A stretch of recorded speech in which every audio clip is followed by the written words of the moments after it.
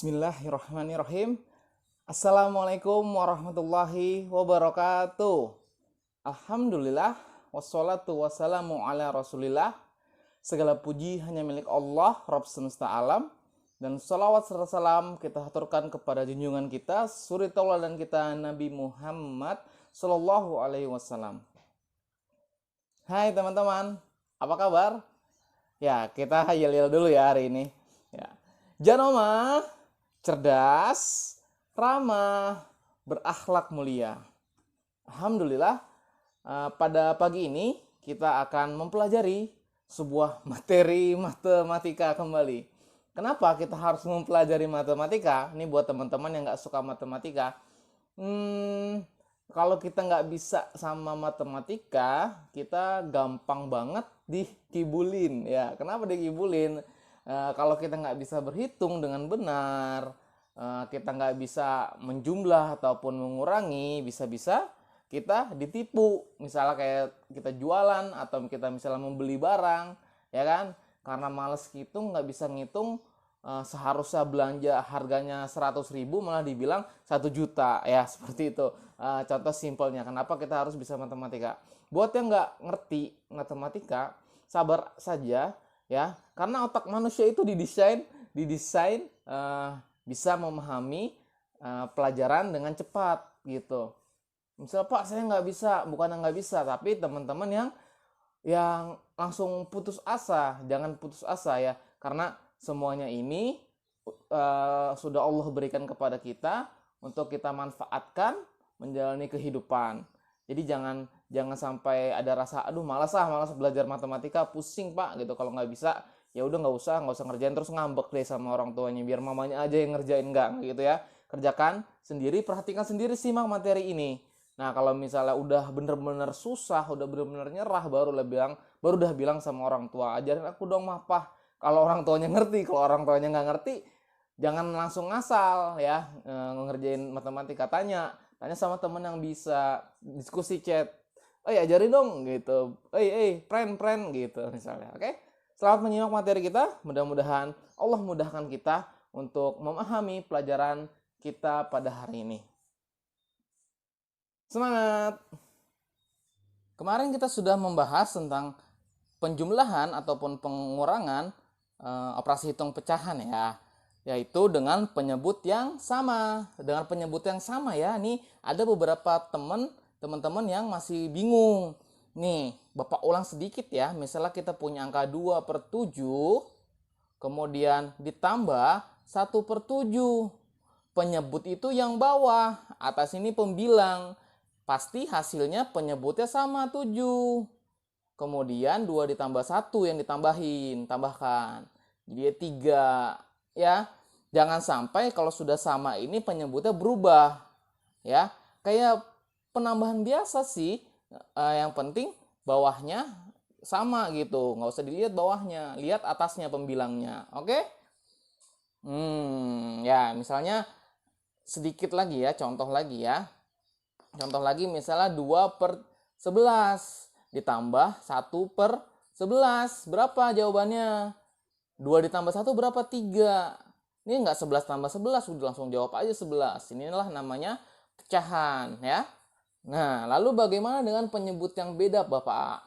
Penyebut yang beda, sekarang Bapak akan sedikit pelan-pelan mengajarkan kalian cara menjumlahkan dengan penyebut yang berbeda. Contohnya Bapak punya angka 1/2 ditambah 3/4 itu. Ya, bagaimana cara menjawabnya Bapak? Kan berbeda nih, 2 di sini 4. Yang pertama adalah cara pertama, kamu cari KPK-nya dari penyebutnya 2 dan 4. KPK-nya ya, kalau masih angkanya kecil gini kan masih gampang. 2 itu kelipatannya berapa saja sih? 2, 4, 6. Cukup ya. 4 itu ada 4, ada 8, ada 12. Nah, yang sama berapa? Nih 4, ini 4. Begitu kan? Berarti kita jadikan 1/2 ini penyebutnya 4. Nah, inilah yang harus kita rubah menjadi pecahan senilai. Cara pecahan senilai adalah mengkalikan atau membagikan atas sama bawah pembilangan dan penyebut ini dengan angka yang sama. Misalnya sini 1/2, penyebutnya 2, Bapak mau jadiin 4, harus dikali berapa duanya? Harus dikalikan dengan angka 2. Ya, berarti ini kita tulis 1/2, kita kalikan bawahnya kan mau jadi 4, jadi kali 2. Atasnya juga harusnya sama, dikalinya kali 2. Ditambah, karena yang sini sudah 3/4, berarti tidak ada masalah dong. Langsung saja ditulis 3/4. Nah, habis ini barulah dihitung 1 dikali 2, 2/4 ditambah 3/4. Tadi kan udah sama nih penyebutnya, ya udah tinggal ditambahkan berapa? 2 ditambah 3, 5/4. Mudah bukan? Ya, bismillah ya. Contoh lagi yang lain. Bagaimana dengan angka seperti ini Bapak? 1/3 ditambah 1/4 Bapak. Kan berbeda penyebutnya, betul kan? Kita cari KPK-nya. Untuk bilangan kecil ini masih bisa kita urutin kelipatan dari 3 dan kelipatan dari 4 dan kita samain. Kelipatan dari 3 tuh ada angka berapa? 3. Oh iya, kalian sudah pada bisa kan mencari kelipatan kan? Kelipatan itu sudah dipelajari di kelas 4 ya kalau nggak salah ya, atau KPK itu. 3. Kelipatan 3 selanjutnya 6, 9, dan 12. Kelipatan 4, 8, 12. Ketemu nih sama 12 dengan angka 12. Berarti kita rubah 3 ini menjadi 12 dikali berapa? Dikali 4 Bapak. Berarti 3 dikali 4, otomatis yang atas harus dikali 4 juga. Begitupun yang pecahan yang kedua ini. 4 dijadiin 12 dikali berapa? Dikali 3 Bapak.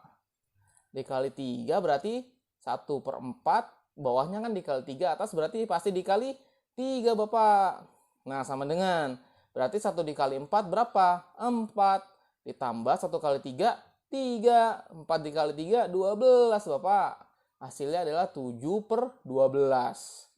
Bisa ya? Ya, mudah bukan? Ya, Bapak sih ngomongnya gampang mudah Pak.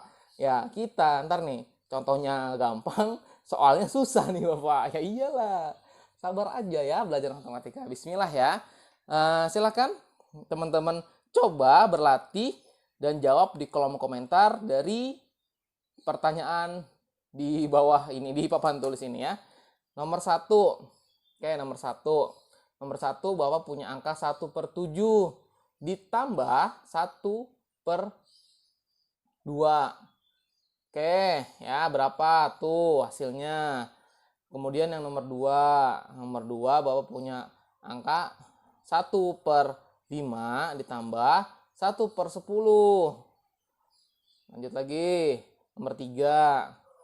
Nomor 3 itu 3/8 ditambah 1/12. Ya, mudah-mudahan teman-teman bisa dengan penyebut yang berbeda menggunakan KPK ya. Selamat mengerjakan. Oke, setelah sudah menyelesaikan tugas yang tadi diberikan, tulis di kolom komentar dan Bapak tutup pelajaran matematika hari ini dengan membaca hamdalah, alhamdulillah, dan mudah-mudahan teman-teman bisa cepat atau dengan mudah mengerjakan soal-soal yang tadi diberikan. Terima kasih. Wassalamualaikum warahmatullahi wabarakatuh.